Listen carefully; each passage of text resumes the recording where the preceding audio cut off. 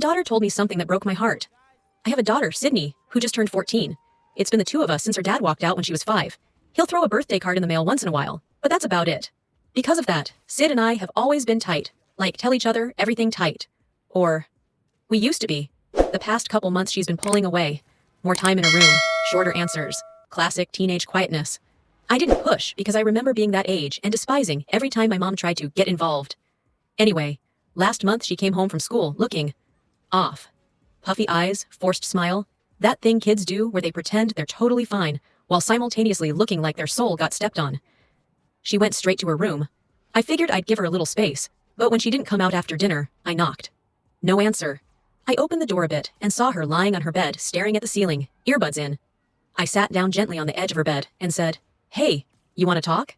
She pulled one earbud out and just looked at me with this vacant, crushed expression that made my stomach drop. She didn't speak for a whole minute. I was about to back off when she whispered, "Mom, am I ugly?" I swear time stopped. I told her of course not, she's beautiful, everything a mom instinctively says, but she cut me off. Don't lie, the girls at school made a list. Turns out a bunch of 14-year-olds made a hot or not list. Yes, in the year 2025, we are apparently still doing this Neanderthal garbage. And Sydney? They put her at the very bottom. She showed me screenshots from a group chat. These girls were shredding her appearance, her clothes, her hair, her skin. Someone called her Sydney the Kidney, which apparently refers to them thinking her face shape is weird. I wanted to scream. Who even raises kids that cruel? Then she told me the worst part. Leonard, the boy she's had a crush on since 3rd grade, was one of the kids who voted. And after the list spread around, he sent her a private message saying, "Sorry, at the bottom, but at least smart LOL." Sid broke down. And then she said something that hit me harder than anything in my entire life. Is this why Dad left? Because I look like this? Because I'm ugly? I couldn't breathe. My baby had been silently carrying the idea that her dad abandoned her because of her appearance. I hugged her and told her none of that was true.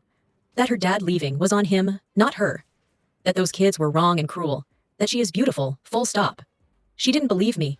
She just kept saying, "It's okay, Mom, you have to say that."